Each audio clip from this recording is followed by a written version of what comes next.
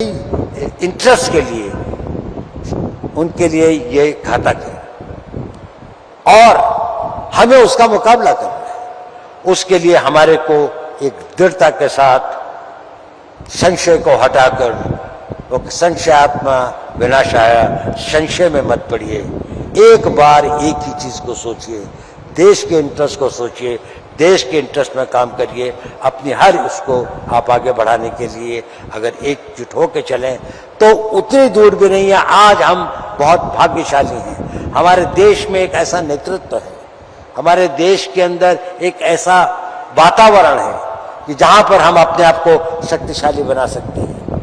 माननीय मोदी जी, माननीय अमित शाह जी, माननीय सभी लोग इतने एकजुट होकर काम करें। मुझे तो गृह मंत्री जी के साथ काफी क्लोजली काम करने का सौभाग्य मिला है। मैंने उनकी देश हित के प्रति जो कमिटमेंट देखी है, उनका जो विश्वास देखा है और उनकी जो दृढ़ता देखी है और क्लियर विजन, और कभी किसी असमंजस उनको नहीं होता, वो बड़ी श्रद्धा के पात्र है। मैं कहता हूं उन्होंने, हम हमारा तो एक लिमिटेड काम होता है, लेकिन जो उन्होंने देश के लिए किया है, जो प्रधानमंत्री जी ने देश के लिए किया है, ये शायद इस देश को बहुत आगे बढ़ाएगा।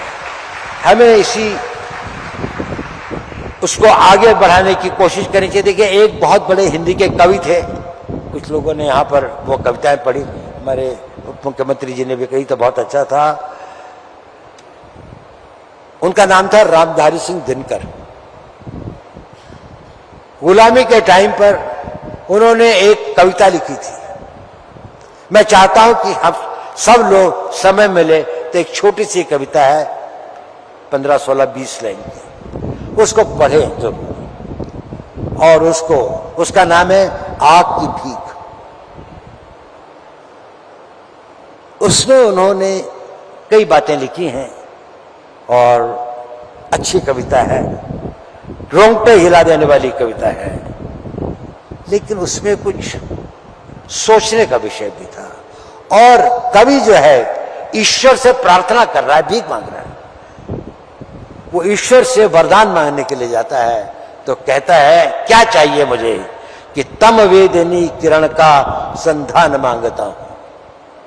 तम अंधेरे को कहते हैं, जो तम को वेद सके, जो अंधेरे से थ्रू मुझे क्या कहते हैं हम लोग उसको, जिसको नाइट विजन जिसे दे सके, तो तम वेदनी किरण का संचार मांगता हूं, जड़ता विनाश को फिर भूचाल मांगता हूं। ये जो जड़ भाव है, जो कि आपको भ्रमित कर देते हैं, आपको उन दिशाओं में ले जाते हैं कि आप अपनी देश की, राष्ट्र की, मानवता की, समाज की जो सही दिशा है उसको छोड़कर आप निजी इंटरेस्ट की दिशा में चले जाते हैं, आप सेक्टेरियन इंटरेस्ट की दिशा में चले जाते हैं, चीप पॉपुलैरिटी में चले जाते हैं।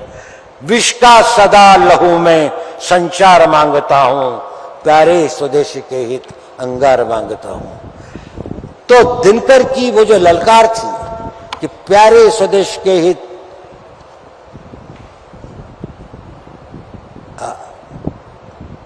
विष का सदा लहू में संचार मांगता हूं, तूफान मांगता हूं, विस्फोट मांगता हूं, चढ़ती जवानियों का श्रृंगार मांगता हूं। आज का जो यौवन है, आज का जो यूथ है, वो अपने आप को समर्पित करे, पूर्ण रूप से ये सोचे कि मैं राष्ट्र हित में ही करूंगा। अगर मेरे छोटे मोटे इंटरेस्ट हो भी, चाहे कुछ हो, उनको मैं नजरअंदाज करूंगा, वो बात की बात है। अभी तो देश को बनाना है, ये वो समय है जो हम गंवा नहीं सकते। ये एक विंडो ऑफ अपॉर्चुनिटी इस देश के इतिहास में आई है और मुझे आशा है कि हम लोग इसमें कामयाब सिद्ध होंगे और अपना एक नया इतिहास बनाएंगे। बहुत बहुत धन्यवाद। जय हिंद, जय भारत।